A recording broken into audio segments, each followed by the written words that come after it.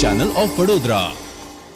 વડોદરા મહાનગરપાલિકાની દબાણ શાખા દુમાડ ચોકડી અને સમાસાવલી રોડ પરના દબાણો દૂર કરવા માટે પહોંચી ત્યારે લોકોમાં કુતૂહલ સર્જાયો હતો। વડોદરા મહાનગરપાલિકા દ્વારા ગેરકાયદેસરના દબાણો દૂર કરવાની રોજે રોજ ઝુંબેશ ચલાવવામાં આવી રહી છે ત્યારે પાલિકા દ્વારા માર્કેટ 4 રસ્તા, મંગળ બજાર, માંડવી, એમજી રોડ, પાણીગેટ જેવા વિસ્તારોમાં દબાણો દૂર કરવામાં આવતા નથી ત્યારે સમાસાવલી રોડ ખાતે આવેલ દુમાડ ચોકડી પાસે લાગેલા દબાણોને દૂર કરવા પહોંચી ગઈ હતી ત્યારે સ્થાનિક લોકો આ જગ્યા ઉપર 100 ઉપરાંત વર્ષોથી ધંધો રોજગાર કરી રહ્યા છે ત્યારે પાલિકા દ્વારા આજે દબાણ હટાવવા માટે પહોંચી ત્યારે લોકોમાં કુતૂહલ જોવા મળ્યું હતું। સ્થાનિક લોકોએ વાઘોડિયાના ધારાસભ્ય ધર્મેન્દ્રસિંહ બાપુને પણ રજૂઆત કરવા છતાં યોગ્ય નિકાલ નહીં આવતા લોકોમાં નારાજગી જોવા મળી હતી। વડોદરા મહાનગરપાલિકા દ્વારા દર મહિને અહીં વહીવટી ચાર્જ પણ લેવામાં આવે છે અને અહીંના લોકો દ્વારા ધંધો રોજગાર કરીને પોતાનું ગુજરાન ચલાવી રહ્યા છે ત્યારે પાલિકા દ્વારા અચાનક જ દબાણ દૂર કરવા આવતા સ્થાનિક લોકોમાં આક્રોશ જોવા મળ્યો હતો। પાલિકાના અધિકારીઓ દ્વારા યોગ્ય જવાબ આપવામાં ન આવતા સ્થાનિક લોકોમાં આક્રોશ જોવા મળ્યો હતો। વધુમાં એક સ્થાનિકે જણાવ્યું હતું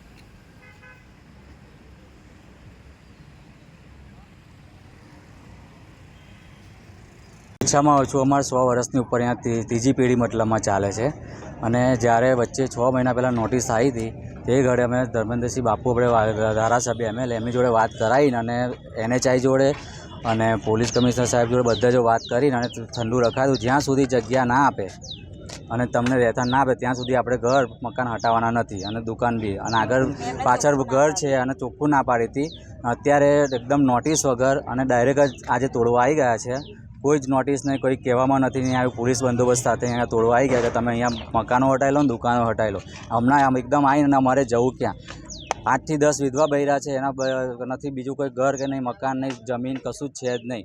એકદમ જ રોડ પર આવી જાય, છોકરા છોકરીઓ જવાન છે એ લોકો લઈને જાય ક્યાં? અત્યારે અમારો એક જ વિચાર માંગ છે કે અમારા ઘર રહેવા દે, કાં તો કંઈ સ્થાયી જગ્યા આપે, કાં તો કંઈ રહેવા કરવાનું એ આપે। અમારી એક જ માંગ છે। 100 વર્ષ થયા, 100 વર્ષ, આ ત્રીજી ચોથી પેઢી છે અમારી અહીંયા આગળ। હાઈવેથી કેટલું નજીક તમારું ઘર છે? હાઈવેથી બસ આ નજીક આવી ગયું છે અહીંયા। આજે શું કામગીરી કરી રહ્યા છે આ લોકો? આ બધું તોડફોડ ને બધું જ્યારે હોય ત્યારે આ જ કરે છે। દર વર્ષે આ લોકો ચોમાસામાં આવીને હેરાન જ કરે છે। જેટલો અમે ખર્ચો કરીએ, જ્યારે ખર્ચો કરીએ આ માટી નખાય છે કેટલા 10-15 હજાર રૂપિયા બધાએ પાણી ભરે જાય એટલે સારું કેટલું ઊંચું કરાયું છે બધાએ। અને બધાને ખાવા પીવાનું શું તો આ ધંધા ઉપર જ છે બધાને, રહેવા કરવાનું બધું જ અહીં છે અને આટલા વર્ષોથી રહીએ છીએ પણ કોઈ પોલીસ કશું પ્રોટેક્શન નથી આપતા। કોઈ આવા છોકરા બૈરા કઈ લેવા જઈએ અમે? તાજકાલી આવીને નોટિસ બી નથી આપી અને કે તોડી નાખો તો એમનામ જ તોડ નાખીએ। કેટલી તકલીફ પડી છે તોડી નાખે તો? તકલીફ તો પડવાની જ નહીં ભાઈ। રહેવાનું કઈ, ખાવાનું કઈ, શું કરવાનું? અમારે શું કરીએ? કયા ધંધા કરીએ અમે?